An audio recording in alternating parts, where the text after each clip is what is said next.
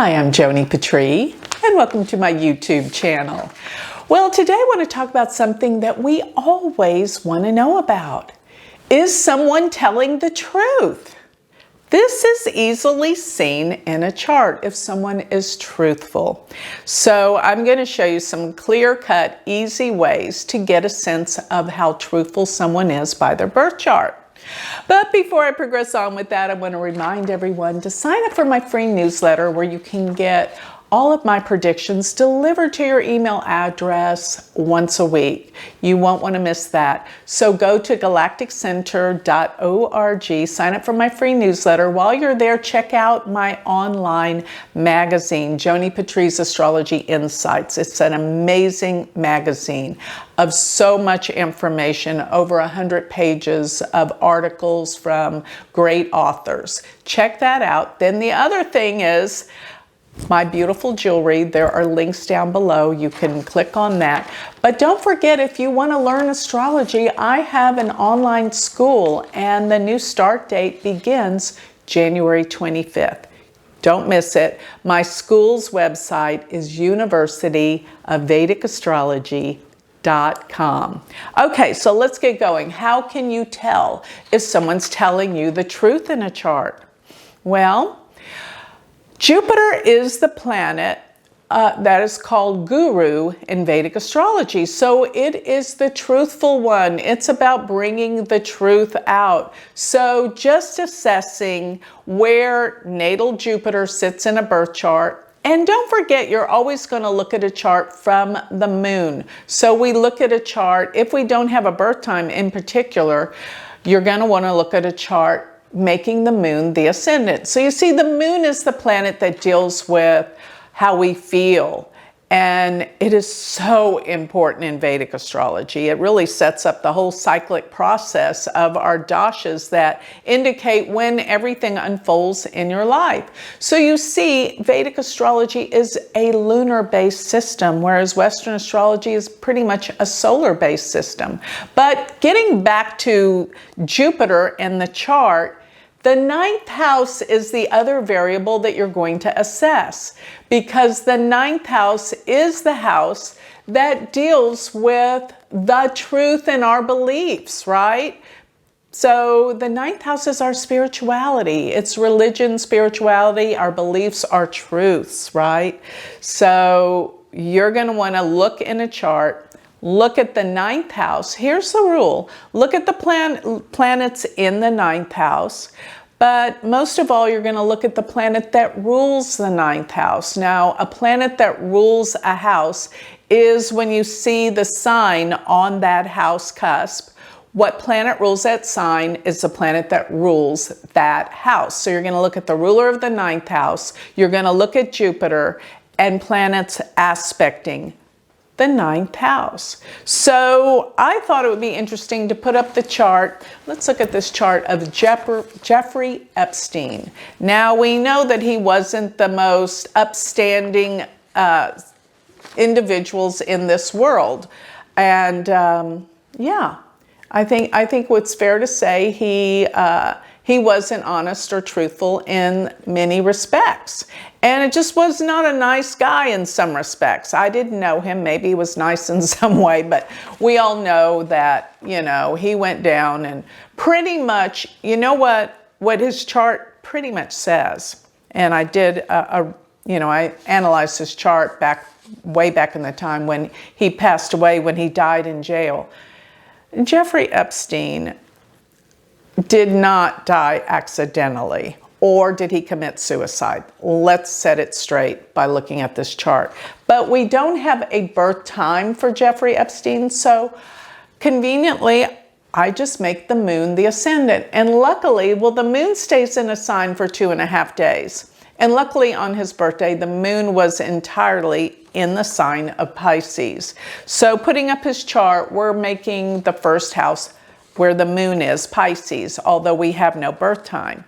But let's count around to the ninth house, first starting from Pisces and counting around to the ninth house. It is Scorpio on the ninth house. So Scorpio being on the ninth house cusp that is ruled by Mars. Remember, Vedic astrology, we use the old rulerships. We don't use the 3 outer planets in terms of rulership. So Mars rules the 9th.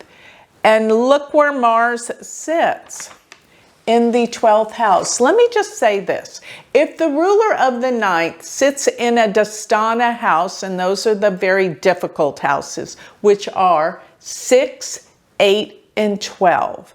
Those are the 3 difficult, they're actually called the trick houses because they're the most difficult. They cause problems and issues. 8th house can be death. The 8th house can be scandals. The 8th house is really difficult. It's got good qualities, don't get me wrong, but when we're looking for problems to find out if the person's telling the truth, you don't want the ruler of the 9th and the 8th. You don't want the ruler of the 9th house in the 6th house, because that's a house of struggles and problems and difficulty. Or do you want the ruler of the 9th house in the 12th house? So the 12th house can deal with losses and deep core issues. It is a house that is very difficult. Endings in life. And it makes a lot of sense that Jeffrey Epstein does have in his 12th house, he has Mars and Venus. And let me just say, at the time of his death, transiting Neptune was exactly on both his Mars and Venus. Neptune means you don't know the reality of things. Things are secret. Things are problematic. And so the 12th house, believe it or not, actually represents prisons in astrology.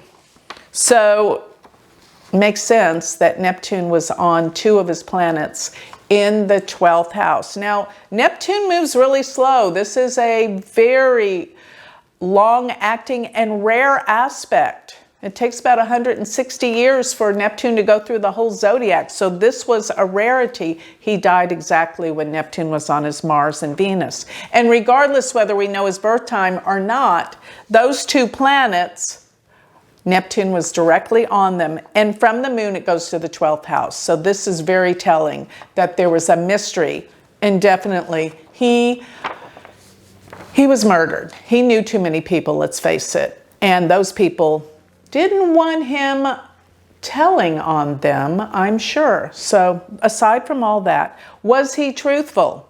The ruler of the 9th house is Mars. Goes to the 12th house, a Dastana, that's a very bad mark against him in terms of truthfulness.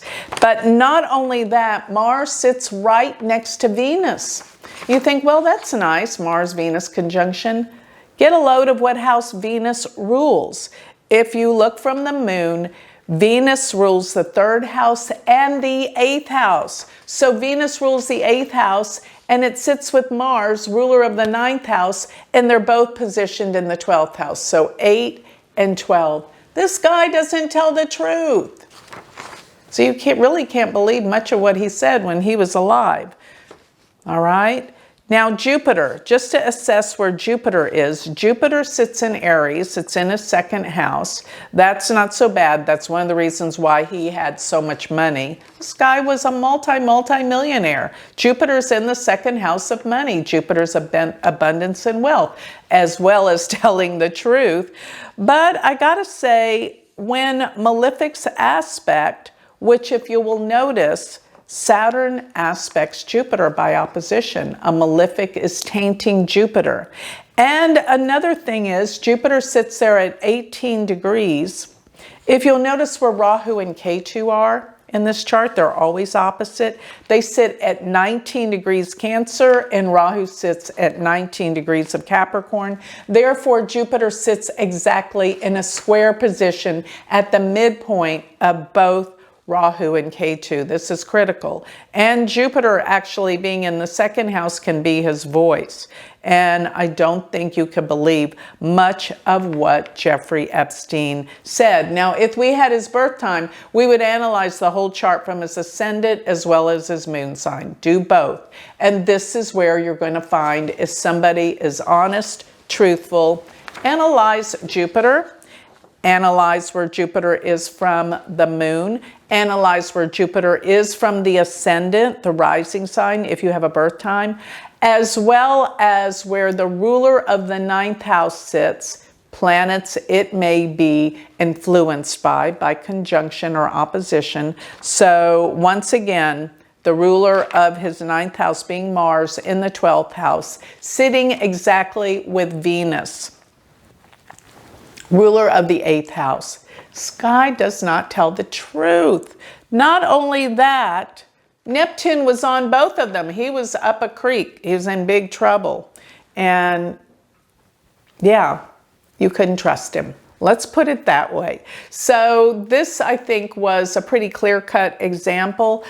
Some of them will get a little bit more complicated, but remember, it's the aspects that Jupiter's receiving as well as where it's placed in the ascendant from the moon, as well as the ruler of the ninth house. And you've got a pretty good understanding of the truthfulness of any individual if you can get their chart. So with that, I'd like to close. If you would like more information on me, a reading, or if you would like to study with me, go to my website, galacticcenter.org. And remember, if you want to study Vedic astrology, I have a Paramount University, all online. There is an amazing community of people around the world. Go to University of Vedic Astrology.com. Thank you.